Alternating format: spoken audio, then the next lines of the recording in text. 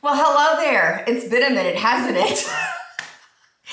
As we get into this, holy cow. I am so thankful that you're sitting down with me to check out where we are with Pan That Palette. I appreciate your patience. It's been a bananas couple of months. I know that life has been busy for you too. So like I said, I appreciate you sticking here with me. I hope that you walk away feeling like you get something out of the video, that you learned something, because I know this has been a really big learning year for me. So if you haven't had a chance to see my videos yet, I'm Amber. I've taken 2025 to pan up my Sydney Grace Cosmetics Tiny Marvels palette that she did in collaboration with Mel Thompson. This has been a gorgeous, gorgeous palette, but man, it is teaching me a lot. So before we get into it, let's go on and take a trip back down memory lane a few months ago when I last updated you on my status of the palette. All right, and here is what we've got going on now. Am I going to finish this by the end of the year? Absolutely not. One thing I will say about this palette is, can you see how deep these pans are? This is crazy town. It's even harder to pan than like ColourPop shadows, because I know Caitlin recently did her update. Caitlin Costello, I'll leave her channel linked below. She was talking about how hard it is to pan ColourPop shadows.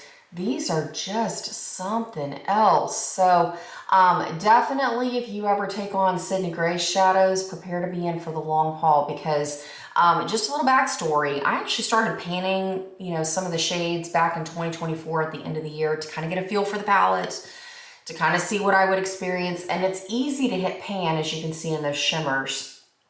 But once you hit pan, especially with the matte shadows, it takes a long time. Now, one of the biggest changes in the palette, I know it's not going to look like it right now, but it is this gorgeous coral shade over here called Flutterby.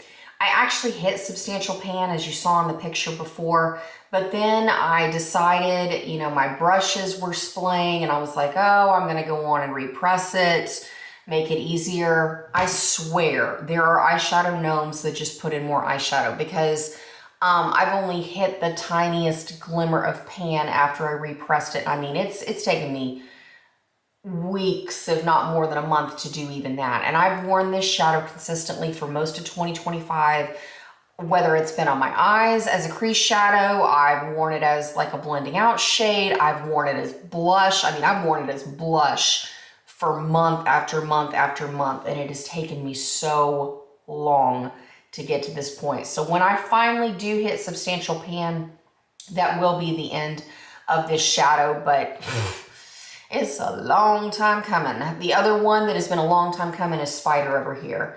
And as you can see, I have made substantial change to it. I can see progress every time I use the shadow. I've gone through and I've used it in my brows. I've used it as a liner. I use it constantly as a deepening out shade in my looks, and it's just, it takes a very, very long time. Another one that I've consistently used since the very beginning of the year, no, I take it back. I did have a couple of months when I wore a purple look that I used Jewel Bee, and I used Bugaboo and Love Bug that I went in with a MAC shadow to have more of a pink highlight, but the shade Web, I have consistently used for the majority of 2025 as my highlight. And I'm mixing it with an Hourglass Ambient Lighting Powder from the Ambient Lighting Palette number 2. And I go through and I use it as a cheek highlight because it resembles MAC Soft and Gentle. I also go through and use it on my Cupid's bow. I use it in the arch of my brows, and I use it down the bridge of my nose, down my Cupid's bow. Why did I say Cupid's bow on my eyes? Whatever, you know what I mean. The inner corner, brow bone, down the bridge of my nose, my Cupid's bow, and even still you can see I've got a long way to go. Another two shadows that surprised me have also been Death Moth and Tree Hopper, the two brown transition shades in this palette. Not only have I used them as crease shadows consistently with multiple looks, I'm also using them as bronzer. I mix them together. It's what I've got currently going on to contour my face, and you can see I got a long way to go. So, it's going to be interesting to see where I end up in a couple weeks. I apologize if you can hear my dog's collar. Oh, that's another thing. I got a dog. And she's a Weimaraner Doberman mix. So as you can also tell, I've been spending a lot of time outside because an exercise dog is a happy dog. So that's another reason that, you know, in addition to the banana schedule I've had for the past couple of months, that the delay in my update, but that's a conversation for another time. Anyways, back to the palette. So I'm still going to update you at the end of the year kind of on what's going on. The other reason it's a little bit slower is because I have taken time to bring in some shadows from other palettes. Like I was able to finish a highlighting shade out of my In the Flesh palette. I'm using a shade out of here to fill in my brows. I used the Carbon shade for a long time to line my eyes. Right now I'm really trying to make the progress on Spider. So every one of my looks has kind of a more, I don't want to say like lighter toned vibe, but I wanted to pick looks that would consistently look really, really strong and good with brown eyeliner because I can get that charcoal effect with the espresso liner, but still have it be a little bit less intense than a black liner. Does that make sense? I don't know, it makes sense in my head. In any case, and in fact, the other thing I wanted to show you is I've also been working on some shadows from my, we call this the Etsy palette. I introduced it, you know, within each update. I am consistently working with some more shadows out of here. So let me just show you very briefly. I don't know if I've changed computers since the last update. So that's the other thing. I've crossed back over from using Mac to now, or Apple to now going back to the PC side of things. And so I'm having to like switch everything around. So to kind of give you a status update on where I was with my shadows, I had hit pan in some things. I also have a shadow in here from Too Faced that I put into the Death Becomes Them project pan. I know I owe you a finale video for that. I have consistently finished most of the products that I placed into that project pan. There's still a few things I'm working on, but for the most part, I did work on things and finish them out because my empties bucket is getting ridiculous, like overflowing. It's going to be a massive video at the end of the year.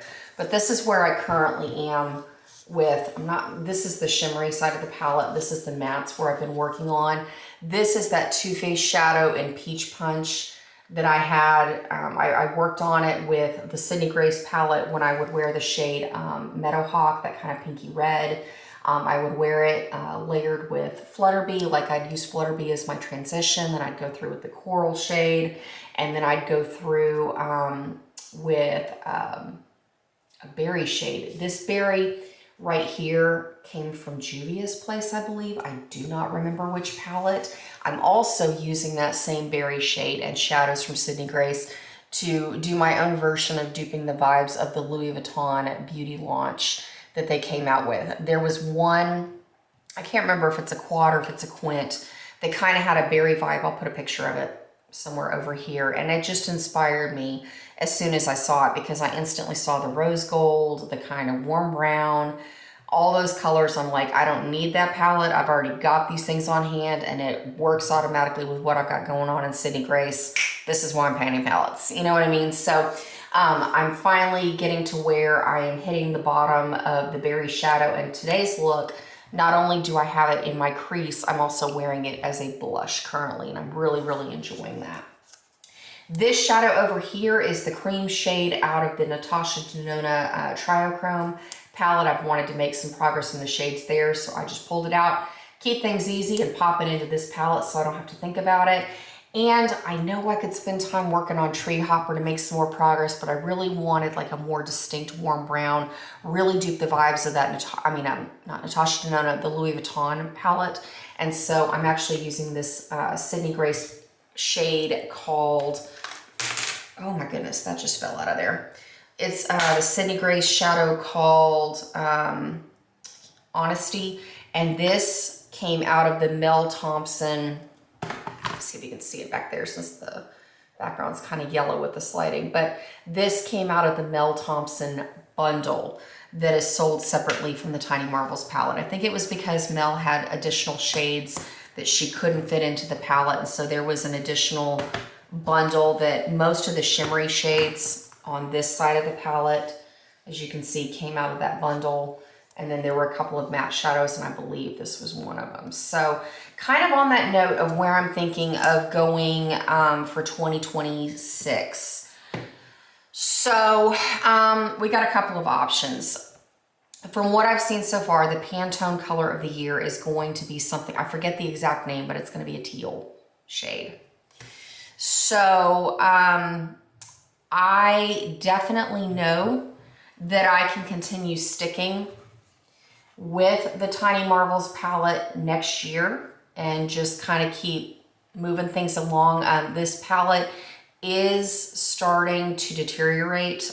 There's still a lot of good usage on the shadow, but I'm interested for your input. So comment below if you would like a decision aspect in my panning for next year. But option 1, I'm thinking I'm going to continue panning this palette through 2026. Curious if you want to see updates. If you like option 1, please go on and comment that below. Option 2, I'm kind of thinking do this in conjunction and maybe do like a pan what I can project pan. I mean, it would be the theme of like pan those eyeshadows. Maybe I should just call it pan those eyeshadows. Okay, so option 2, let's do pan those eyeshadows, but I'm not going to do roulette style. I'm not going to do the random picking things. It's going to be like strategically kind of what I'm doing now. You know what I mean? Like I'm going to be panning the Tiny Marvels, and then I'll strategically pick other shadows to kind of go in because, I mean, let's get down to it. In the last couple of months, I've really just wanted to finish some makeup. That's really bottom line. And if there's anything that you take away from this video today, I hope it's the same lesson that I've been repeating to myself, because while this, oh shoot, I just did that on camera. Oh. Okay, so I have marble all over my finger, and in real time, I just dropped the palette and dug my finger into marble and got it all up into Jewel Bee. That's nice. That's the kind of day I'm having. Well, it's gonna be a little bit easier to make progress by the end of the year. No, but in any case, on that train of thought, like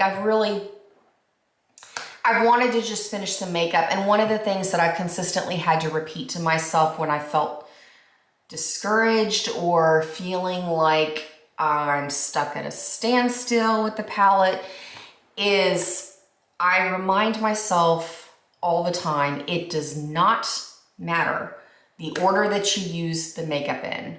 The point is you're using it. So I am not holding it against myself to bring in other things like the berry shadow, to bring in other colors and switch things around, change up my lip products, not necessarily stick myself to a rigid project pan. So like I said, maybe that'll bring you some confidence, some motivation too. Just repeat to yourself, it doesn't matter how I use the makeup, in the order that I use the makeup. The point is I'm staying in my stash. I'm staying in what I have. I'm enjoying what I'm using. And if it means I've got to circulate some things around a little bit more often, awesome, you know? And that's really, really helped me to stay in perspective.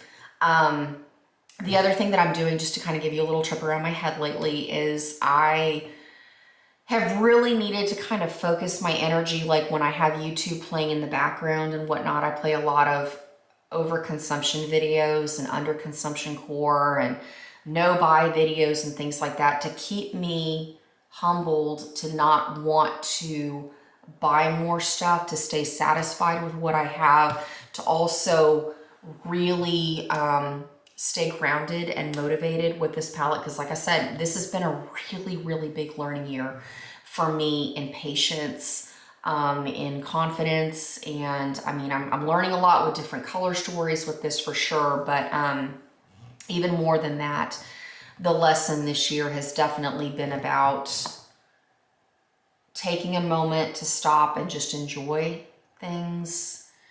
Don't get overwhelmed. There have been moments where I've wanted to, I did buy some makeup this year. In fact, I did pick up, there's eyeshadow all over my vanity. Fantastic. Awesome. This is real, y'all. This is real life. But in any case, there have been times that I've been, you know, definitely influenced by some makeup. I haven't bought everything in my path. I've only actually purchased like 2 Natasha Denona palettes this year, like the 2 neutral palettes that she just came out with. And, you know, and I don't feel bad about those things, but at the same time, I'm kind of like, I need to just use my stuff. I need to use my stuff. My eyeshadow collection is not overwhelming. I definitely, if I keep chipping away at things, I can definitely get there.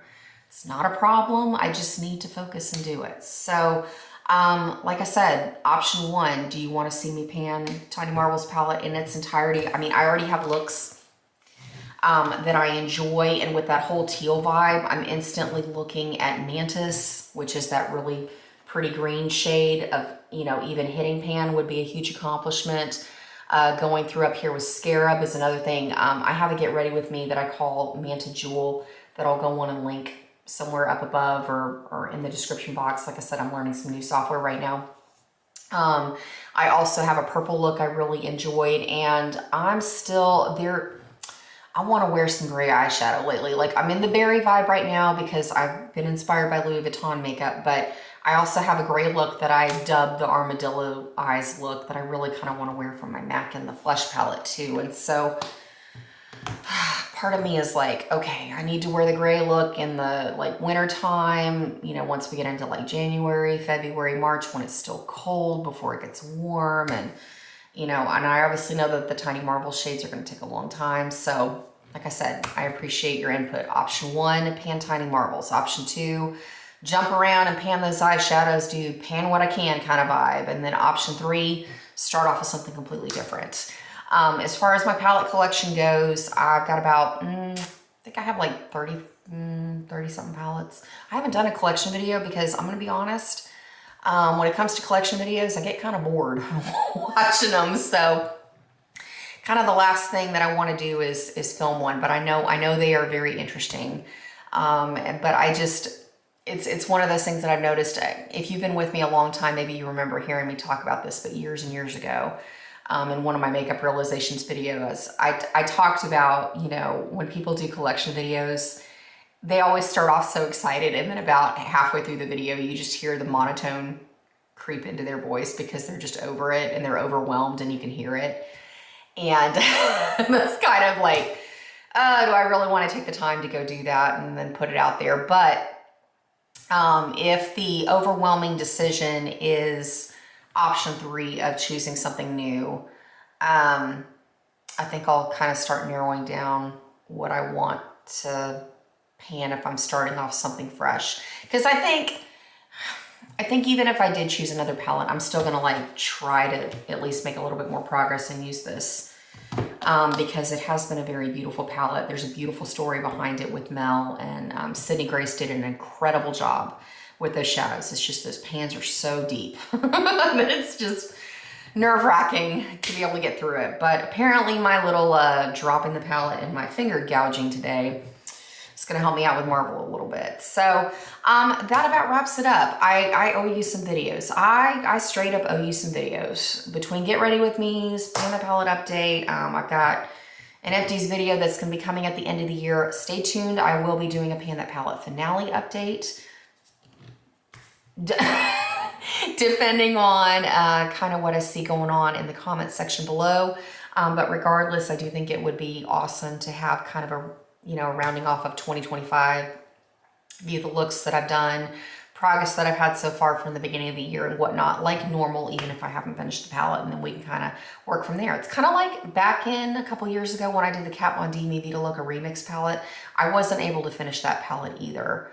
But it was a good year. I had a really good run with it. I finished a lot of shadows and I learned a lot. So we're still gonna learn a lot. I never walk away from this challenge not feeling different about my perspective and walking away with something different about what I want for my consistent makeup collection from then on. So until next time, take care. I hope you have an awesome day, and I look forward to seeing you very, very soon. I promise it's not going to be months before you see me again. So until then, adios.